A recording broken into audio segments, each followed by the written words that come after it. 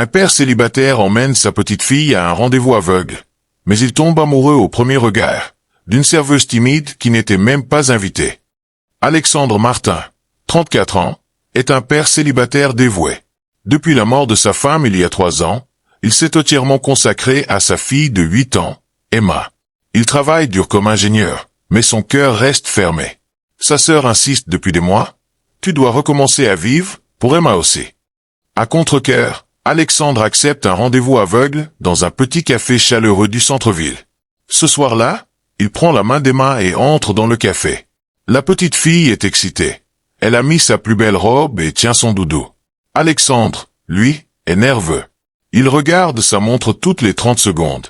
La femme avec qui il a rendez-vous est déjà en retard de 20 minutes. L'ambiance est tendue. Emma commence à s'ennuyer et dessine sur la nappe en papier. Alexandre soupire, peut-être que c'est une mauvaise idée. C'est alors qu'une jeune femme timide s'approche de leur table. Elle porte un tablier simple, ses cheveux sont attachés en queue de cheval désordonnée, et elle baisse les yeux. C'est Léa, 26 ans, serveuse dans ce café depuis 2 ans pour payer ses études d'infirmière. Léa, excusez-moi, je vois que vous attendez depuis longtemps. Votre fille a l'air d'avoir faim. Voulez-vous que je vous apporte des pancakes en attendant? C'est la maison qui offre. Emma lève les yeux et sourit pour la première fois. Avec du chocolat? Léa rougit et hoche la tête. Alexandre la regarde, et quelque chose se passe. Pour la première fois depuis longtemps, il ressent une chaleur inattendue. La femme du rendez-vous aveugle arrive enfin, Caroline, élégante, bien habillée, mais visiblement agacée. Elle voit Léa discuter avec Emma et lance un regard méprisant. C'est qui celle-là? La serveuse? On peut être tranquille ou elle va rester là toute la soirée. Léa s'excuse immédiatement et recule, gênée. Alexandre se sent mal à l'aise. Caroline parle d'elle-même, de son travail important, de ses voyages, mais elle ignore complètement Emma qui essaie de lui montrer son dessin. Emma murmure à son papa. Elle est pas gentille. La tension monte. Caroline critique même le café. Franchement, pour un premier rendez-vous, on pouvait choisir mieux. Soudain, Léa revient discrètement avec un petit dessin qu'Emma avait fait tomber. Elle le rend à la fillette avec un sourire timide et chuchote. « J'aime beaucoup ton dessin. La princesse ressemble à toi. » À cet instant, Caroline explose. « Écoutez, je ne suis pas venue pour faire du babysitting ni pour discuter avec le personnel. Si c'est comme ça, je m'en vais. » Elle part en claquant presque la porte. Le silence retombe. Alexandre reste figé. Emma regarde Léa avec des yeux brillants. « Je suis désolé.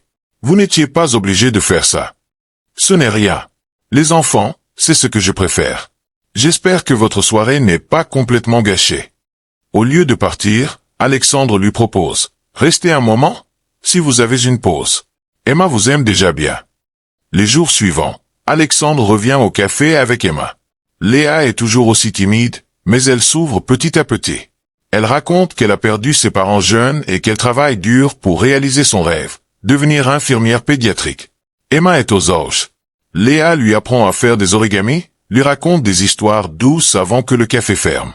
Alexandre observe tout cela en silence, et tombe de plus en plus amoureux de la gentillesse pure de Léa. Un soir, Emma dit à son père. « Papa, Léa elle sourit comme maman avant. » Cette phrase touche Alexandre en plein cœur. Il réalise qu'il n'a pas seulement trouvé une femme gentille, il a trouvé quelqu'un qui guérit leur famille. Mais Léa reste timide et distante. Elle pense qu'un homme comme Alexandre ne pourrait jamais s'intéresser à une simple serveuse sans le sou. 2 semaines plus tard, Alexandre invite Léa à un pique-nique au parc avec Emma. Pas un rendez-vous officiel, juste pour remercier. Au milieu du pique-nique, Emma sort un dessin qu'elle a fait en secret. On y voit 3 personnes qui se tiennent la main, papa, Emma et Léa, avec un grand cœur autour. Regarde Léa, maintenant on est une famille. Léa, depuis le premier soir où tu as souri à ma fille, je n'ai pas arrêté de penser à toi. Tu n'étais pas mon rendez-vous aveugle, mais tu es devenue la personne que mon cœur attendait. Veux-tu bien nous donner une chance? Léa, émue, répond d'une voix tremblante mais remplie de joie. Oui, je veux bien. Ils s'enlacent tous les 3. La caméra zoome sur le dessin d'Emma qui vole doucement avec le vent. Parfois, l'amour ne vient pas de celui qu'on attend, mais de celui qu'on n'avait même pas remarqué. Une serveuse timide, un père blessé et une petite fille ont prouvé que la vraie beauté se cache dans la gentillesse et dans les sourires sincères. Si cette histoire vous a touché, likez, commentez cœur rouge et abonnez-vous pour plus d'histoires émouvantes.